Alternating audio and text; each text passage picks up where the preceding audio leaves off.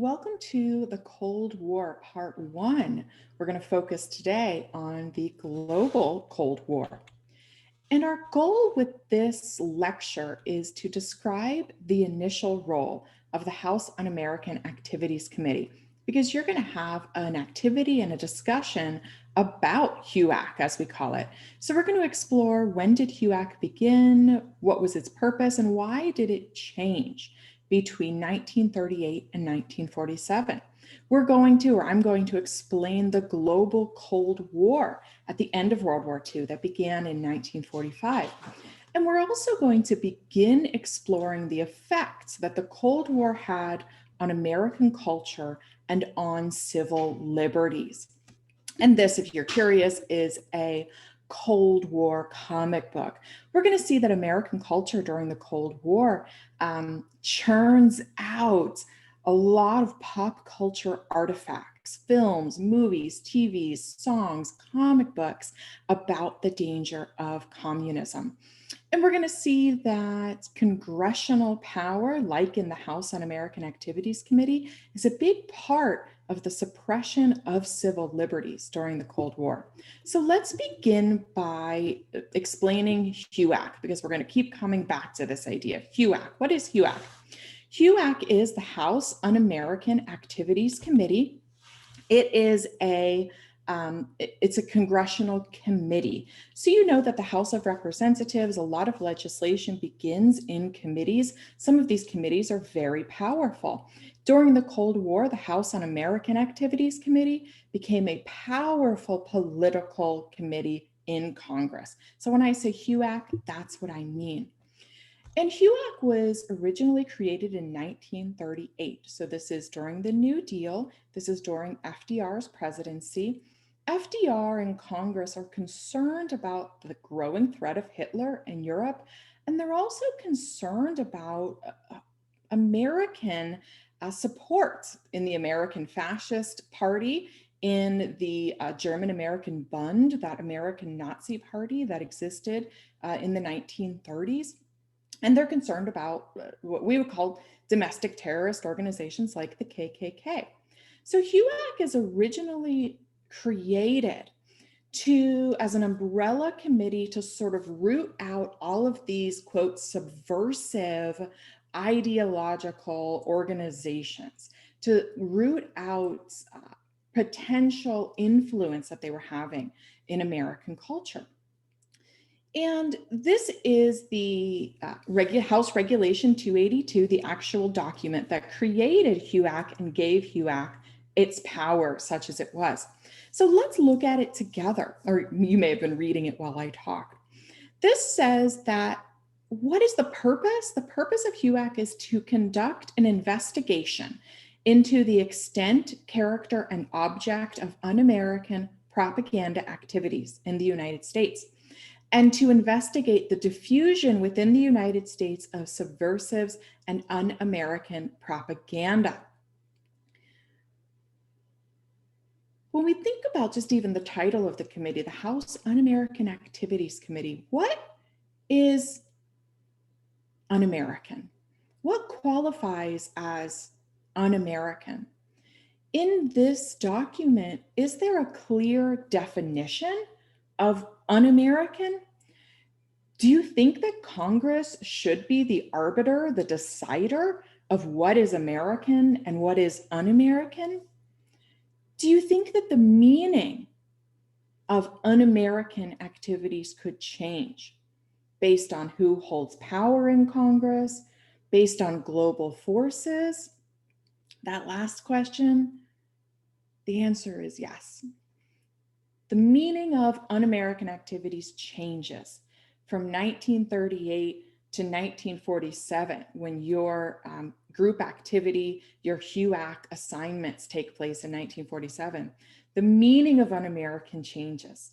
Now, like I said, originally HUAC was supposed to investigate all sorts of subversive un-American ideas and organizations, including Nazism, including the KKK. But what we see by the 1940s and into the 1950s is that HUAC becomes exclusively concerned with communism. And there's both global forces at play here, but also domestic political purposes, domestic political reasons that HUAC changes. So 1938, HUAC is created to fight Nazism, KKK, and communism. Communism becomes a difficult ideology or complicated ideology to mark as subversive and un-American during World War II because the United States is allied with the Soviet Russia, USSR. The United States is allied with the Soviets to beat Hitler and win World War II. America absolutely needs our communist allies on the Eastern Front fighting Hitler. So from 1941 to 1945, we see in America World War II posters, films, media that depict Russia, USSR in a positive light. Films that depict the history of Russia, the people of Russia. These films aren't saying communism is good, but they are saying Russians are our friends. Look at the people, their history, their art, their culture. They are our allies. Almost immediately following World War II, though, we're going to enter this global Cold War against USSR and against communism more broadly. And HUAC is going to once again begin focusing on communism, but something else has to happen first. So we have the global Cold War, but we also have a power shift in 1947. Truman is president, he's a Democrat, but Republicans control Congress beginning in 1947. So Republicans now control the House Un-American Activities Committee. That is going to change the purpose of HUAC. The goal in 1947 becomes politically to discredit FDR, his administration, to discredit Truman's administration, and to associate those administrations, past and present, with communism. You see, the global Cold War against communism is going to turn into an ideological battle, good versus evil, free versus unfree. This very clear-cut, black and white, no room for gray thinking is going to make accusations of communism a useful threat against political enemies. So a real global threat, totalitarianism, communist style, is going to translate in American culture to a suppression of civil liberties, to an association of anything deemed subversive as communism. What will become deemed communist? Anti-nuclear protests, people that were against using nuclear weapons, mixed race youth groups, desegregation, LGBTQ people existing, atheism, modern arts, avant-garde films, labor unions would all be tarred with the brush of subversive communists. That's where we're going to focus in part 2 of the lecture, on this suppression of civil liberties, the homogenization of American culture, the fear-mongering that your neighbor might be a communist. We're going to come back to that when we look at American culture, suppression of civil liberties in part 2, but we're getting ahead of ourselves. First of all, we have to understand that globally, communism was a threat. We're going to see in part 2 that there were Russian spies, Soviet spies. We're also going to see that like HUAC, McCarthy, really not that great at rooting out actual Soviet spies. But the Cold War is real. The threat of communism is real. The threat of Stalinism is real. So before we jump into the effects of the Cold War in American culture, let's understand what the Cold War was. We'll examine a very real global threat, the spread of totalitarian communism. But why do we call it a Cold War? What does it mean for something to be cold?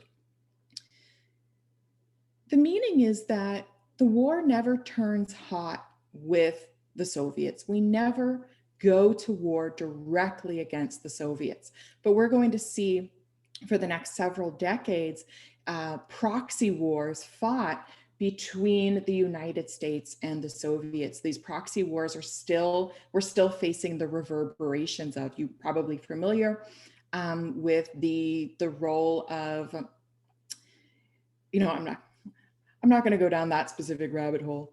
I would say that I would edit this out, but again, I don't know how. But you know what? Actually, if you're curious, just go ahead and Google the role of Afghanistan in the Cold War, and you'll find some good sources. If you're not sure if it's a good source, send it to me. But history.com pops up. Go for it. Read that one. All right, let's talk about this global Cold War, though. At the end of World War II, here we have Stalin, FDR, and Winston Churchill.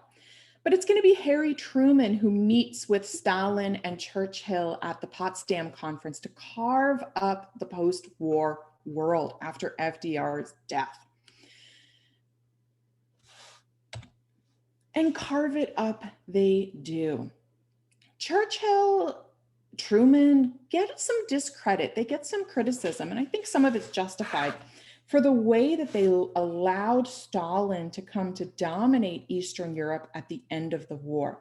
But keep in mind that Stalin had been our ally. Stalin expected to get something at the end of World War II.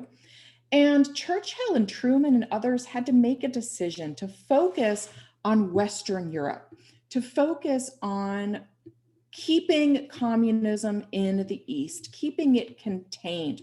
After World War II, environmentally, economically, Europe was massively devastated. Of course, we have millions of lives lost as well.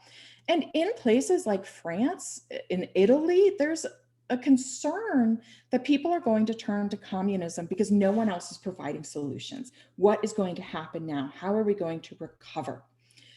Winston Churchill, Harry Truman, and others, they say we have to economically commit ourselves to Western Europe to prevent the spread of communism. That includes creating really strong safety nets, things like socialized medicine that is still in France and Great Britain, to assure people that no, you don't need communism. We can create social safety nets for you without becoming a communist country. And that's where their focus is, Western Europe. Germany is divided in half, West Germany and East Germany. West Germany falls under the influence of Britain and France. East Germany becomes the part of the sphere of this growing Soviet bloc. You know, of course, eventually Berlin is going to have a wall separating East from West. Winston Churchill says in 1948, an iron curtain has fallen. Iron curtain, by the way, is the secret code word. If I asked your class to give me a secret code word after watching this lecture, it is iron curtain. Churchill says an iron curtain has fallen. And Truman, in 1947, gives a speech to Congress in which he asserts what becomes known as the Truman Doctrine, that there is going to be a long-term global struggle between the United States and the Soviets. Truman announced that the United States was now engaged in a global conflict between the free world and Stalinism. And the United States would have the responsibility of supporting, quote, freedom-loving people wherever communism threatened them. Truman articulated a policy of containment. He says everywhere in the world that communism might be a threat, it is up to the United States to contain it. He says this is going to be a long-term project. And it is. We're going to be hanging out in the Cold War. We're going to be talking about the Cold War in this module. Cold War is going to continue, and it's going to continue influencing American culture for decades to come. Part of this would be military. Part of this would be economic. That one way to contain communism is to rebuild Europe, to pour billions of dollars into Europe under the Marshall Plan to stave off that threat of communism. Here we have an American poster to the Dutch saying, without the Marshall Plan, your bread will be bare, just like your poor children, your little poor babies. And here are some German children welcoming American supplies. So that's one part of it. The other part of it, of course, is going to be military. And Truman's not wrong. Again, I want to stress that communism is spreading. The period of the Cold War is also a period of global decolonization. Colonized people are going to assert their independence, and they're going to have to decide, are they going to ally themselves with the United States, or are they going to ally themselves with the USSR? And Truman appears to be vindicated with this idea that this is a global threat. When in 1949, China becomes a communist country after the revolution of Mao Zedong. So when we talk about the Cold War, that it never turns hot, that we don't actually fight the USSR directly, that does not mean that there weren't significant wars as part of the Cold War. The Korean War, the Vietnam War are part of the Cold War. So the Cold War turns hot in Asia. The first place that happens is in Korea. Let's talk briefly about the Korean War to wrap up our discussion of the global Cold War. World War II was the good war. Clear victory, clear moral victory. We're not going to have another war like that. The Korean War will start to see some ambivalence that is going to come home full force during the Vietnam War. What exactly are we fighting for? What are we doing? Remember when Stalin, Churchill, and Truman carved up the world? That included parts of Asia, Korea, which had been colonized by Japan, is at the end of World War II is carved in half. North Korea becomes part of the Soviet sphere of influence. South Korea becomes part of the American sphere of influence. You're thinking, wait, yes, this is the divisions of Korea today. These are not indigenous divisions. North Korea and South Korea were created by Europeans and by Americans. South Korea becomes a democracy. It's capitalist. You know that it's a model state now. North Korea, of course, becomes communist and is a threat today. In 1950, let me scroll down there. There we go. In 1950, this war turns hot. North Korean troops invade the South, attempting to reunify the peninsula, but under communist rule. They nearly conquered South Korea. Truman says this is essentially a Soviet challenge to the United States. So let me restate that, or let me say that again. North Korea invading South Korea. Truman says, basically, the USSR just invaded America. Because of that policy of containment, that idea that anywhere that communism spreads, America is being threatened by the USSR. This is a Soviet challenge. The UN authorizes military action, and American troops led by General Douglas MacArthur launched a campaign that resulted in the US occupation of most of North Korea. But in October of 1950, thousands of Chinese troops crossed the border into North Korea and pushed the American and the UN forces back down the peninsula. MacArthur wants to use nuclear weapons. He wants to repel the Chinese, and he says, maybe we should even invade China. Truman says no. Truman says, directly invading China, that's not part of the policy of containment. Moreover, I do not want to use nuclear weapons. Moreover, that's going to start World War III. Why? If the United States invades China, Soviets will come to China's aid. We'll be in the middle of a world war. Truman says, no way. MacArthur publicly criticizes Truman, and pause there. In America, the military is ultimately controlled by civilians, right? Even when Eisenhower becomes president, he's an ex-general, but he's not a general while he's president. So the civilians are the ultimate power over the US military. MacArthur's a threat to that. Now, I'm not saying MacArthur wants to be a dictator. He's not a Julius Caesar coming to seize power, right? I don't believe that's true about MacArthur. But MacArthur is a threat to civilian control over the military. Truman ultimately has to remove MacArthur from his position as what's the word I want to look for? The head of the Korean War. That's not the word I was looking for. MacArthur's enormously popular, though. He comes back to a ticker tape parade. Truman knows that by removing MacArthur from this post, he's going to lose the next election. He knows that. His popularity plummets to 22%. He does not even run. In 1952, he lets Eisenhower come on the ticket. And Eisenhower, a former general, wins. That's the word I was looking for there. Wins. All right. So this is the global stage of our HUAC trial. Now the HUAC trials might seem really small to you. Wait, we just went from the Korean War. Now we're going back to 1947 to investigate the House Un-American Activities Committee's investigation of Hollywood. Yes, we're going to dig into HUAC to understand the way that anti-communism was used in American culture, the way it comes to dominate American culture in the 50s, especially. We're going to continue that conversation, of course, with McCarthyism later in that module. But your next steps are going to be to begin investigating your HUAC role. So I encourage you to go check out that activity. As always, message me, come to office hours. If you have any questions, I will be happy to answer them. I will see you next when we discuss part 2, suppression of civil liberties, Cold War culture at home. As always, thank you for listening.